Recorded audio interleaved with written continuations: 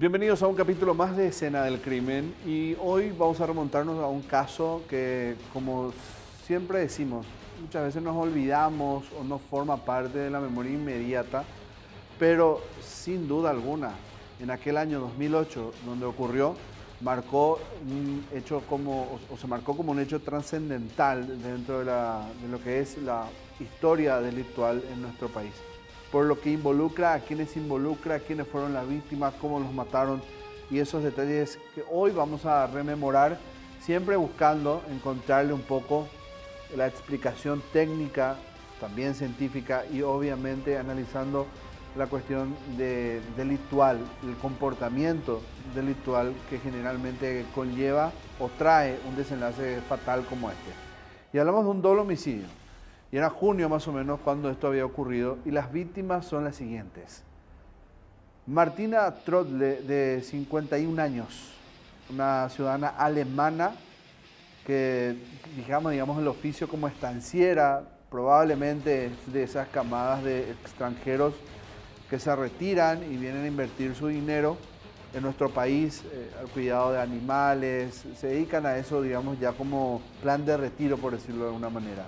Su domicilio fue fijado en Pozo Colorado, en el Chaco paraguayo, propietaria de la estancia Águila Negra, donde ocurrió este doble homicidio. La otra víctima es Carlos Antonio Borja, de 23 años, paraguayo él, es un peón de la estancia.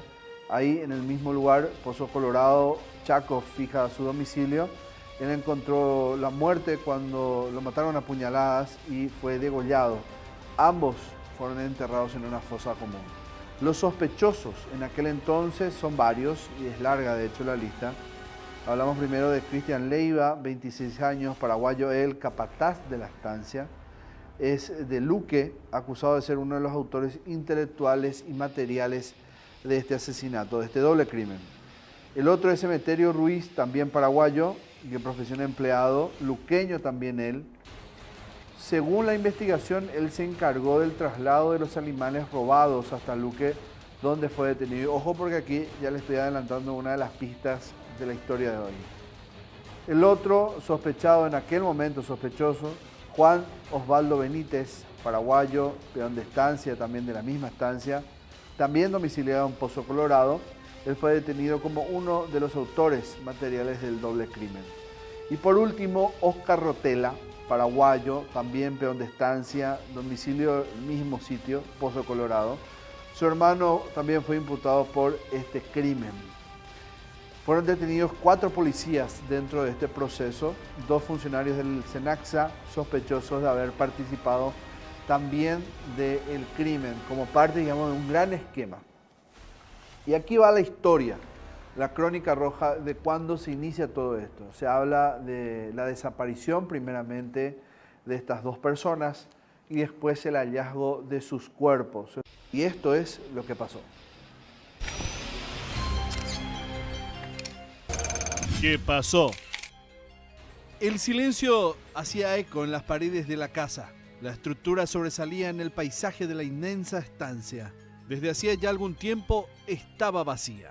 En la lejana localidad de Pozo Colorado, del departamento de Alto Paraguay, en el extenso Chaco paraguayo, nadie se había dado cuenta que la dueña de una conocida estancia desapareció de la forma más misteriosa posible, sin dejar recado alguno sobre su paradero. Martina Trottle, desde hace bastante tiempo antes del momento en el que el camionero se dio cuenta que no estaba, no daba señales de vida. En los últimos días de junio del año 2008, desde la ciudad de Luque, José Álvarez González condujo más de 250 kilómetros para buscar una partida de ganado vacuno que le dejaron como tarea hacía casi un mes. Llegó hasta la estancia Águila Negra para transportar a las vacas. Detuvo su vehículo frente mismo a la entrada. Pese a que mucho insistió para que alguien atienda su llamado, nadie lo hizo. El lugar estaba vacío. En la zona de escasos vecinos no encontró a nadie a quien consultar sobre lo que ocurría en el lugar. Entonces decidió trasladarse hasta el puesto de la SENACSA de la localidad de El Centinela y fue allí donde encontró una gran cantidad de ganado vacuno que tenía tatuada la marca de la ciudadana alemana.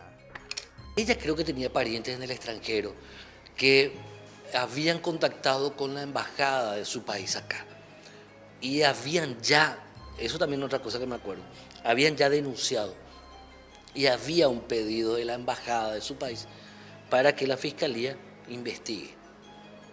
Y justamente coincidentemente a eso cae el camionero.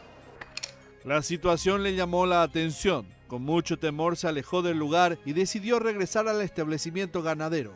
Ingresó a ese sitio y se encontró con una situación más extraña todavía. El lugar estaba completamente revuelto. Asustado, el camionero no tuvo otra idea que acudir a las autoridades policiales de la zona para denunciar que su jefa estaba desaparecida. La estancia estaba vacía y además sus compañeros de trabajo tampoco estaban. Él desconocía desde hacía cuánto tiempo exactamente ocurrió todo esto. Los agentes de policía fueron de inmediato al lugar, donde constataron que aquello que decía el camionero era cierto. Estando en ese sitio, avisaron de lo que ocurría al fiscal Jacinto Martínez. El abogado inició las pesquisas para hallar a las personas que estaban desaparecidas.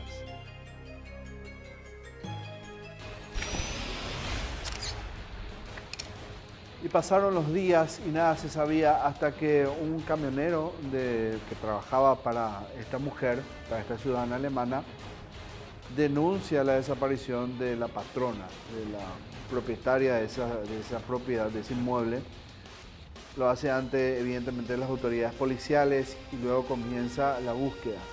Hasta que dan con esa fosa común donde fueron enterradas estas dos personas, la ciudadana alemana y el joven peón de 23 años. Era un lugar retirado del inmueble, lo que hacía presumir que evidentemente la intención era que desaparezcan por completo, que no haya pistas, o se imaginaron los asesinos que siendo un terreno plano, un terreno abierto, no iba a haber mucho elemento conductor hasta ahí. Pero todo, siempre, una frase cliché siempre es: no todos los crímenes son perfectos, sino que existe carencia, digamos, de idea o creatividad para determinar o encontrar o esclarecer un asesinato. En este caso no contaban con que un cabo iba a quedar suelto dentro de esta historia. Así fue que encontraron los cuerpos de las dos víctimas.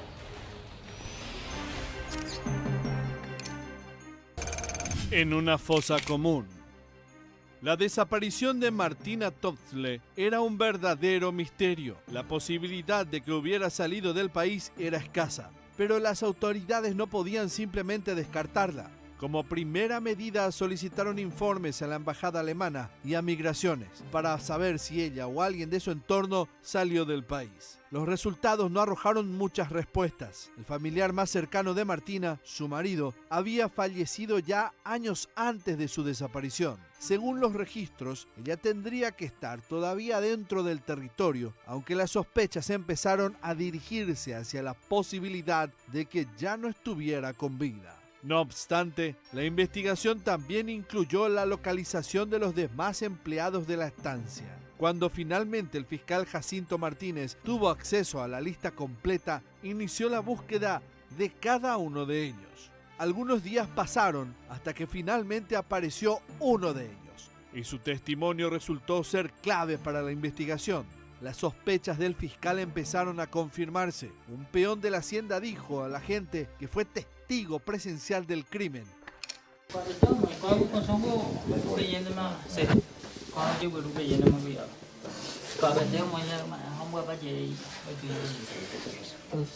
el cuerpo.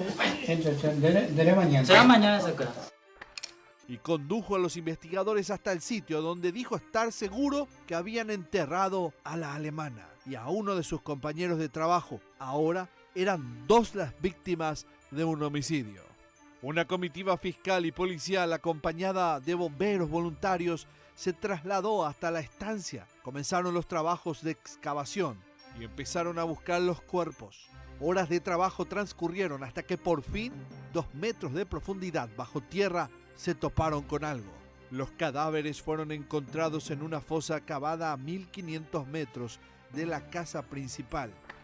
Lo que a mí más me recuerda, tengo imágenes grabadas de ese lugar, pues fue una de las primeras coberturas profundas que hice, es lo relativo a la hazaña como la mataron, las manchas de sangre. Yo tengo las manchas de sangre, impresionante cómo la mataron, impresionante cómo acabaron la vida de ella. Creo que también murió un capataz o otro peón, pero cómo la mataron a ella, lo que a mí más hasta ahora recuerdo, y recuerdo las manchas de sangre del lugar donde no solamente la mataron, jugaron con ella. O sea, era como una especie, yo no sé si hubo venganza también, no sé. Ambos mostraban signos de violencia y estaban ya en estado de descomposición. Otro detalle que me acuerdo era de un enorme pozo australiano. Un pozo australiano es como una especie de tajamar, ¿verdad? Pero con agua mejor tratada y que está en una altura. Ese es llamado pozo australiano, ¿verdad? Obviamente puede servir principalmente para el ganado, pero también sirve para el consumo humano. Y recuerdo cómo ella, digamos, prácticamente sola encabezaba esa estancia. Yo no me acuerdo si a quien era su pareja, no me acuerdo qué pasó. Creo que también lo mataron a quien era su pareja, su marido, que era originalmente el dueño de eso, y ella quedó como heredera, ¿verdad? La mataron unos años antes, casi de la misma forma, y también con el mismo objetivo, para robar miles de cabezas de ganado. El hallazgo se produjo el 5 de julio del año 2008, una semana después de la denuncia hecha por el camionero.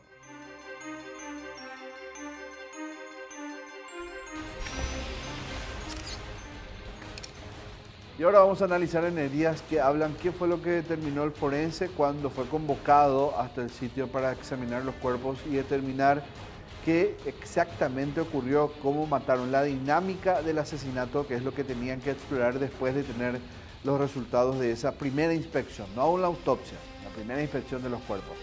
Y según el relato al que accedimos, en resumen, fueron asesinados ambos a tiros y puñaladas, las dos personas. De acuerdo con el dictamen forense que se realizó posterior al hallazgo, los cuerpos tenían al menos ya 30 días de fallecidos al momento en que fueron encontrados. Esta ciudadana alemana tenía 2 impactos de bala en la zona del tórax y otro en la cabeza, lo que probablemente habla ya de un primer signo de ejecución. Sin embargo, eso no fue la causa de la muerte, según determinó la forense. Los médicos determinaron que ella fue probablemente enterrada aún estando viva o agonizando. Falleció a consecuencia de una asfixia por sofocación. Finalmente eso aceleró probablemente la muerte, teniendo en cuenta que también los disparos habían sido en zonas en donde están órganos vitales. Su empleado, Carlos Antonio Borja, sin embargo, fue enterrado ya después de muerto. Él presentaba varias heridas de arma blanca en el tórax, abdomen y el cuello. Esto le causaron la muerte de forma muy rápida. De acuerdo con el informe forense, el corte que recibió en el cuello sería la causa de su deceso. Se habla evidentemente fue degollado. Era un corte bastante profundo y extenso, el que evidentemente perforó o cercenó la vena carótida, lo que a su vez provoca evidentemente un shock hipovolémico posteriormente. Esto fue lo que se determinó a nivel forense. Pero ¿qué determinó la policía posterior a esto? ¿Cuál fue el análisis primario que hacen? ¿Qué fue lo que se imaginaron los investigadores después de una muerte tan violenta como la que sufrieron estas dos personas? Y más aún, cuando los enterraron sin identificación en una fosa común. ¿Qué querían? ¿Qué fue lo que ocurrió en ese sitio? Son algunas de las preguntas que les vamos a responder después de hacer este primer corte aquí en Escena del Crimen.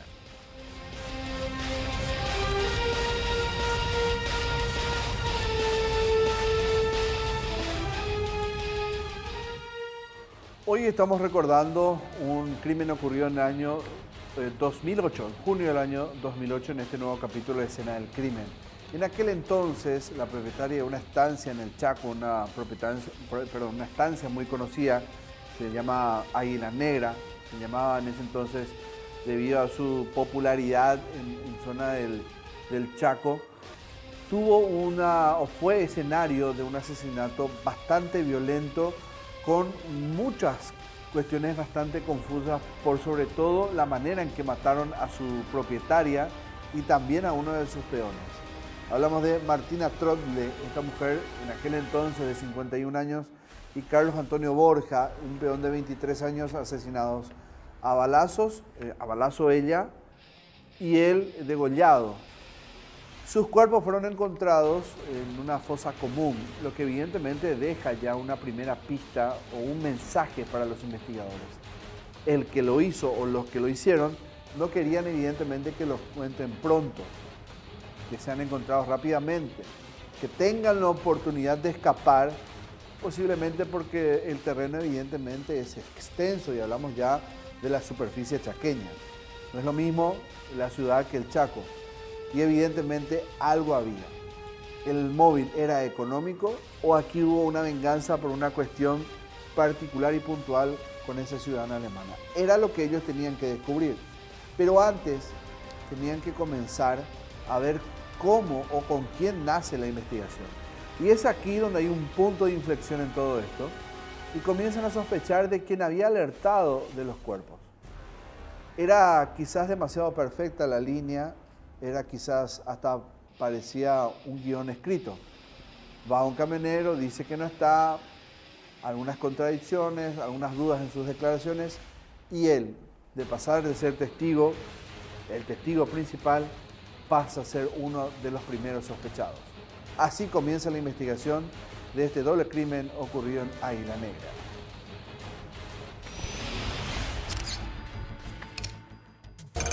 La investigación.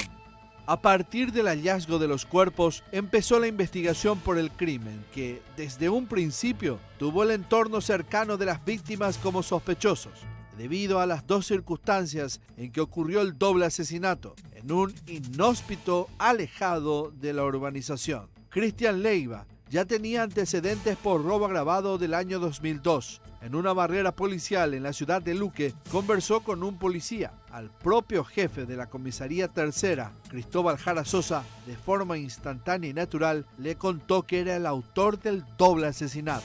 Las víctimas eran una estanciera alemana y su peón, dijo Cristian al comisario, y enseguida el policía relacionó su historia con el homicidio de Martina Trottle. Hasta el momento, la policía tenía pocas pistas y muchas dudas, pero el asesino confeso aportó importantísimos datos. Salpicó a dos hermanos como cómplices, Óscar e Ismael Rotella, quienes resultaron ser empleados de la estancia. A caballo, nos fuimos hasta el fondo. Controlaron todo, sabían bien, dominaron la escena del crimen. Había una impunidad terrible, terrible la impunidad con la que se manejó esta gente. Obviamente estaban protegidos, obviamente. Por eso actuaron con total impunidad. Por eso remarcaron más de 3.000 cabezas de ganado ahí.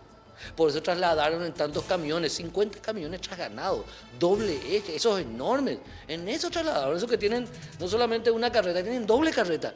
En eso trasladaron, uno tras otro. Y nadie dijo nada, nadie vio nada, a nadie se le castigó.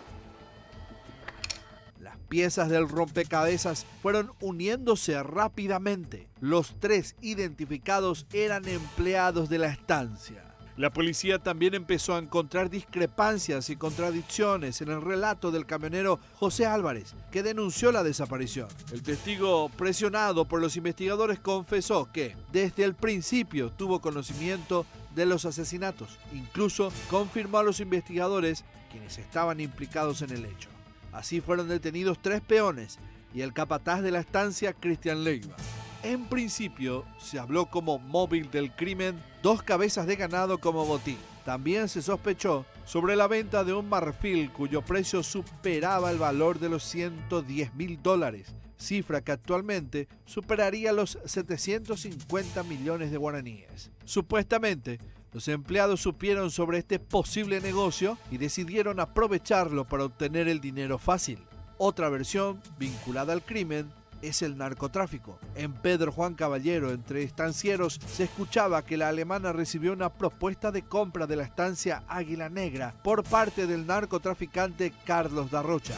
alias Cabeza Branca. Darroche insistió en su intención, pero supuestamente la extranjera le dijo que no. Durante su declaración testifical, en medio de la reconstrucción realizada en la enorme estancia, Cristian Leiva dijo que su ex patrona no tenía un buen trato con él y que no le pagaba los servicios que realizaba en el establecimiento. Medio muerto.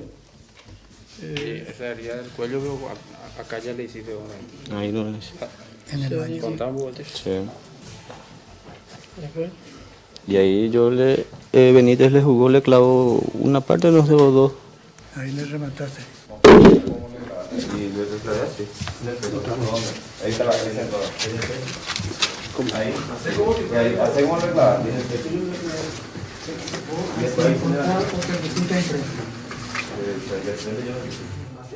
Mostrar como si fuera que le clavara.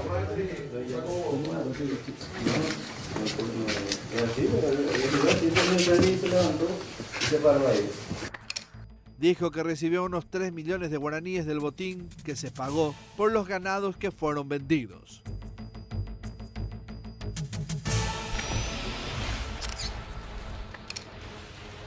Pero él no lo había hecho gratis. Aparentemente, si bien desnota de que había sido obligado a participar, hay una cuestión monetaria de por medio. Hay unos 20 millones de guaraníes en ese momento, bueno, hoy día también sigue siendo una buena plata, que le puso a trabajar para enterrar los cuerpos y ser cómplice de las personas que habían diseñado el plan y ejecutado el plan. Y él formó parte de todo esto. Ese pago de los 20 millones era lo que lo comprometía aún más con ser un integrante de la banda y que parte de su guión o de lo que él tenía que hacer, de su rol, era alertar poco después a las autoridades de dónde estaba su patrona o dar cuenta de que su patrona ya no estaba, como para que todo se torne, digamos, en un confuso hecho de desaparición y nadie quede complicado. Sin embargo, sí iba a dar vuelta la cosa y así fue que descubrieron que en realidad él era parte del grupo y con muy buen dinero. Le obligaron a enterrarlos, de testigo a sospechoso. Así fue lo que ocurrió con Vicente Bobadilla. Según él, su participación fue la de víctima coayudante, pues fue obligado a formar parte del hecho. El peón de la estancia conocía tan perfectamente los detalles del doble asesinato que todo su relato empezó a ser sospechoso para el fiscal del caso. Sabía demasiado. Su testimonio fue clave para determinar cómo ocurrieron los hechos durante la reconstrucción, pero posterior a eso, él empezó a ser indagado con más fuerza. La presión fue tanta que decidió confesar su rol dentro del esquema. Él dijo que lo obligaron a enterrar el cuerpo de su jefa, la estanciera, y la de su propio compañero de trabajo. De acuerdo con su relato, no tuvo más opción que hacerlo, debido a que toda su familia también vivía en la estancia. Los autores del crimen supuestamente lo acorralaron y amenazaron con que su familia correría la misma suerte que la propietaria. Consiguieron que fuera él quien cavara la fosa donde serían arrojados Martina Trottle y su peón. Grande. Sí. Así no. Machete. No, Sí, es que se llama. Sí. A ver, vale, voy a probar. A ver. A ver, mañana. Mañana es eso. Cristian, me voy a llamar. Yo hay que se ha Aquí, ¿verdad? Sí, aquí. Sí. Pero tengo un balde, tengo un balde en este, tengo balde de Oscar ve. Oscar la voy a escuchar. Cristian le dijo a Oscar. Sí. Venando vale, ya yucante más algo para ver. Cante más. Y a 15 minutos Sí. le no me la dispara. Sí, lo tiro y co. Sí.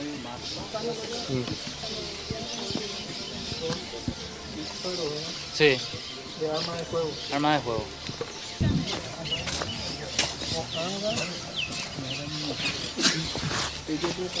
Sí, más hay palas ahí.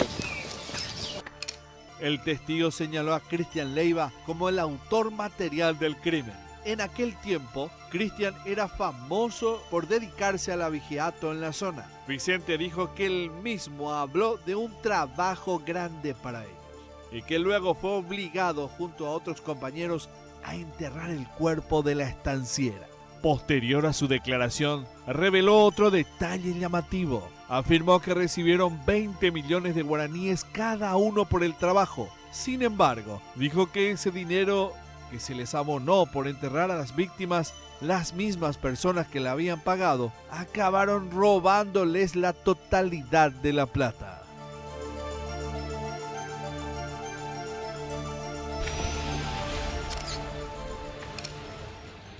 Evidentemente ya tenían uno de los autores dentro de, si esto fuese un tablero de ajedrez, ya tenían a uno de los peones, ¿verdad? Necesitaban ir a otro más, ¿verdad? Tal vez al caballo, al alfil, ver quién estaba dentro de la primera línea de investigación o del grupo, ¿verdad? La primera línea del grupo, quiénes eran parte principal de haber planificado y ejecutado lo que iba orientándose hacia un robo del ganado. Esta mujer manejaba muchas cabezas de ganado en la zona. Era evidentemente reconocida por la cría de ganado de muy buena genética. Y eso evidentemente para los entendidos significaba dinero en pie y muy buen dinero en pie. Y fíjense que así es que llegan hasta la ciudad de Luque. Y aquí descubren a otro de los camioneros, a uno de los que había participado del traslado de varias cabezas de ganado. Se habla que el botín eran 600, pero no todas fueron llevadas. De todas maneras, sirvió para que comiencen a encontrar las pistas, las huellas de lo que era el botín. Finalmente, el móvil del crimen iba a comenzar a ser descubierto. Detenido por vender las vacas.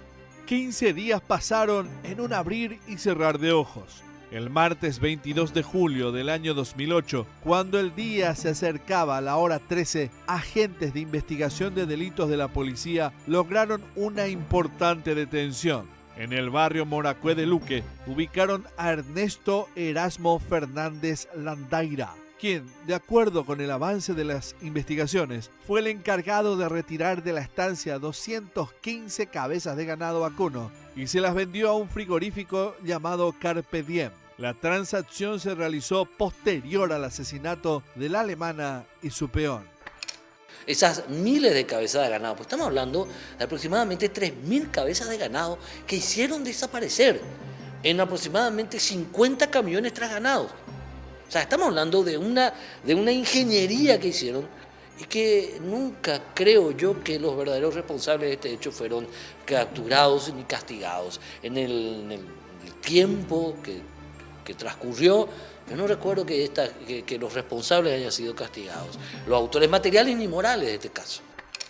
En aquel tiempo, el jefe de Vigilancia y Delitos de Investigaciones de Asunción, el comisario Juan Pino, se trasladó hasta el frigorífico en la zona del barrio Piquetecuén Limpio y confirmó la información. Los responsables de la empresa dijeron a los investigadores que los cheques de pago por los animales salieron justamente a nombre del encargado del camión, Erasmo Fernández. Las copias de las facturas de pago fueron entregadas al Ministerio Público como prueba.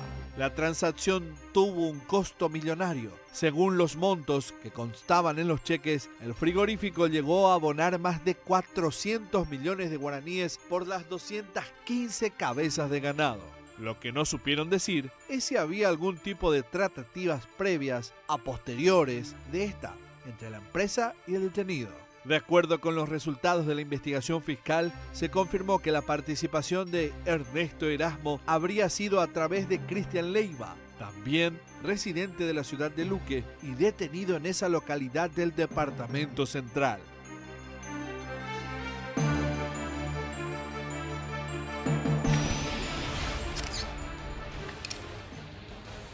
Pero evidentemente no todas estas personas eran parte del grupo. Sí, probablemente directo, los que ejecutaron, los que planificaron y ejecutaron el asesinato y el robo. Pero había más personas involucradas porque un traslado de este tipo necesita estructura. ¿Y quiénes podrían estar involucrados en la estructura? Funcionarios de una institución, el SENACSA, porque aquí hubo documentación de traslado adulterada, control en ruta, todo lo que pasa en ruta, ya sea importante o no, evidentemente que es también llamada atención para los que hacen controles ruteros, policías. Y también en ese momento se habló de fiscales involucrados dentro de un esquema de complicidad para que esas vacas puedan pasar sin problema y luego puedan ser finalmente vendidas de manera irregular. Esto es lo que arrojó por fuera ya a nivel de complicidad de personas supuestamente de funcionarios públicos, pero evidentemente significativamente corruptas.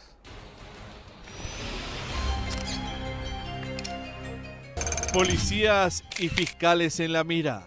Cuando la fiscalía cerró el círculo acerca de los autores materiales del crimen, una nueva arista saltó en torno al caso. Para la fiscalía resultaba llamativa la forma en que los autores pudieron trasladar las cabezas de ganado sin traba alguna, por lo que sospechó que podrían estar involucradas autoridades policiales y de otras instituciones del Estado. El fiscal Óscar Talavera confirmó en aquel tiempo que abrieron una investigación sobre 2 suboficiales de policía y un funcionario de SENACSA, identificado como Crispín González, todos como cómplices del homicidio y también por abigeato.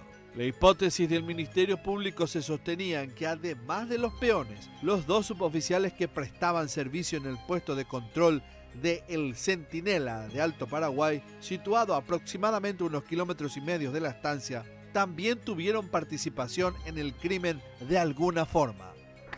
Yo no sé si hubo una especie de encubrimiento, porque hubo un movimiento enorme de personal, de camiones, para robar miles de cabezas de ganado que tenía esta empresaria, que vivía y trabajaba ahí. Si imagínate que todavía esa zona está tantos kilómetros distante de Capitán Vado, es todavía una zona inhóspita. Imagínate tantos años atrás, estamos hablando de cuántos años ya, 10, 12 años, 19 años, no me acuerdo, o sea, estamos hablando de más de casi 2 décadas, casi, pocos años van a ser ya 2 décadas de este crimen. Entonces, imagínate casi 20 años atrás cómo era ese lugar. Ahora todavía sigue siendo así. Fue una ingeniería, una superestructura para matar a una pobre mujer de manera cobarde y luego para robar miles de cabezas de ganado. Yo no sé qué habrá pasado a esa propiedad. En la zona, yo sé que creo que hay un poco de ruta. Esa vez que nos fuimos a hacer la cobertura, yo creo que estamos hablando de 12 horas de viaje. 12 horas de viaje para llegar a la zona. Y era una zona inhóspita, en el medio de la nada prácticamente. Pero yo te digo, de lo que a mí, todos los casos que yo hice, ¿verdad? En el ámbito judicial más que nada, no en el ámbito policial, pero siempre lo hice en el ámbito judicial, pero en algunos casos me fui a la escena del crimen, a escenas de crímenes. Y esta escena de crimen, por más que haya pasado casi 20 años, no me olvido la sangre. La sangre, manchas por todos lados, había manchas por el piso, manchas por la pared. Y había pasado un mes y nosotros nos fuimos a ver y ya estaban todavía las manchas. Trataron de limpiarlas, pero era impresionante. O sea, uno pudo, reconstruyendo, ver cómo jugaron con esta pobre empresaria. Era extranjera ella, esta pobre mujer que se fue a morir así en esa zona, ¿verdad? Uno de los suboficiales fue identificado como Saturnino Chamorro. Él fue imputado por el Ministerio Público por omisión de dar aviso de un hecho punible, frustración a la persecución penal y abigeato en grado de complicidad. Uno de los peones, descontento con la repartición del botín, divulgó el nombre de los involucrados y que también la dueña de la estancia reconoció a sus agresores y fue por eso que la mataron. El peón mencionó también que el mismo grupo que perpetró el asesinato y robo en la estancia Águila Negra estaban involucrados en otros hechos de abigeato en la zona de Alto Paraguay, con el apoyo logístico de las autoridades. Ante todo esto, el entonces comandante de la policía, Fidel Izaza, ordenó un sumario para deslindar responsabilidades por parte de los agentes de policía. Además del robo de ganado de la estancia, también se llevaron postes y un tractor.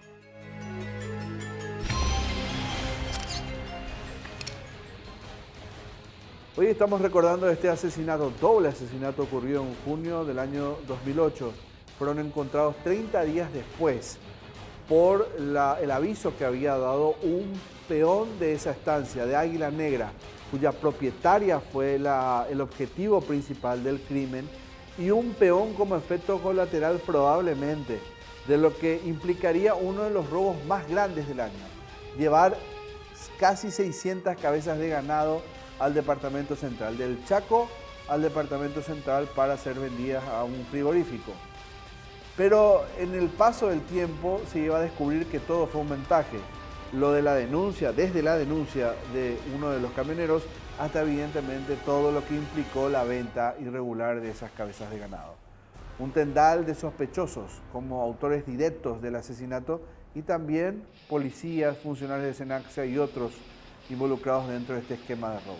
Al volver, ¿qué fue lo que determinó la justicia teniendo tantos elementos que evidentemente hablaban de una organización criminal muy importante? Vamos a saberlo después de esta última pausa aquí en Escena del Crimen.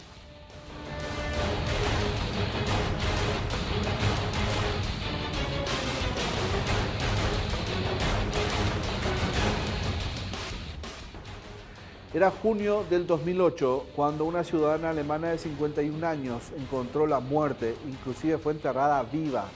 Si bien había recibido 2 disparos en el pecho, también en la cabeza, ella no había muerto cuando fue enterrada en una fosa común junto a su peón, uno de sus peones de 23 años, que había sido degollado. Un asesinato brutal y en ese entonces conmocionó.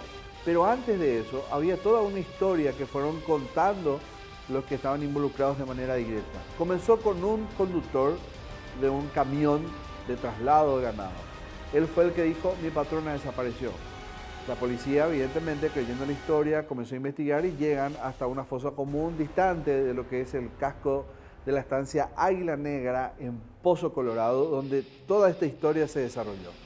Y en el paso del tiempo fueron llegando mediante las pistas a tenerle al principal testigo ya después como sospechoso principal. Y este condujo a otros de los detenidos, varios por cierto, algunos eran inclusive familia, todos de alguna manera involucrados dentro del esquema laboral de Águila Negra y encontraron cómo hacer dinero fácil, pero no les resultaría fácil porque la policía determinaría que finalmente todos estuvieron de acuerdo, incluyendo a policías, funcionarios de Senaxa, hasta fiscales, para cometer el objetivo principal, que era reducir esas cabezas de ganado en un frigorífico.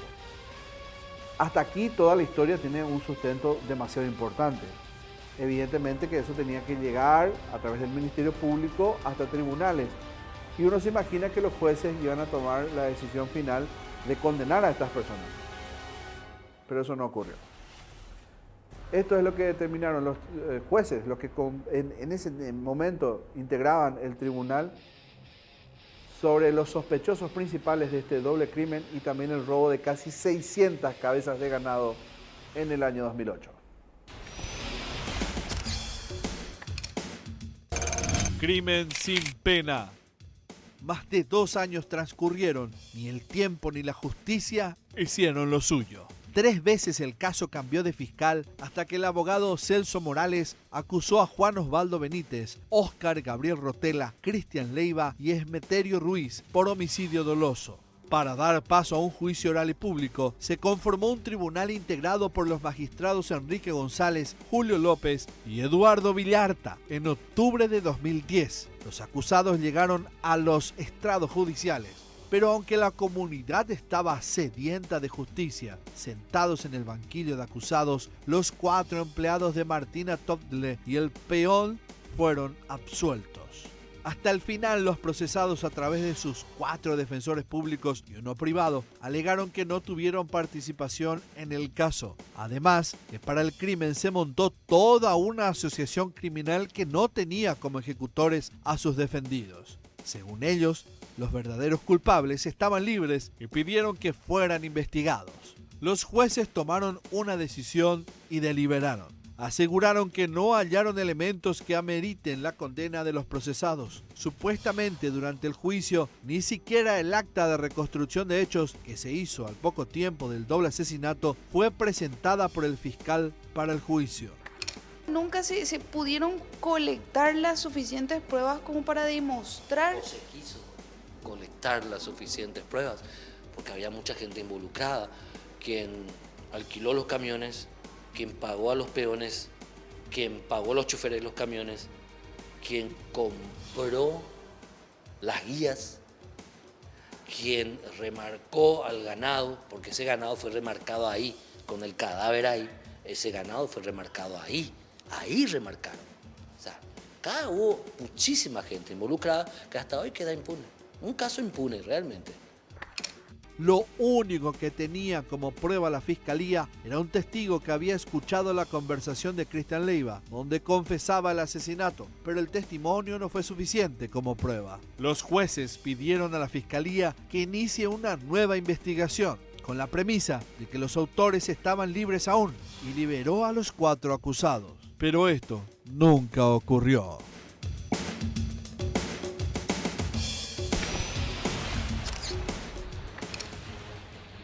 Ponemos punto final a este capítulo de Escena del Crimen y aquí no hay mucho que hacer, ¿verdad? En cuanto a análisis y moraleja. Ustedes están igual de absortos como yo, igual de impotentes como yo, creo, sobre cómo es que teniendo tantos elementos claros, contundentes, sin ninguna duda, inclusive documentológicos, cuando hay guías de traslado adulterados que demuestran, que todo es parte de un grupo, de una organización criminal o un grupo de personas que evidentemente tuvieron la idea, estuvieron de acuerdo en matar para robar. Y aún así los absolvieron a todos. Vaya justicia nuestra, ¿verdad? Otro ejemplo más.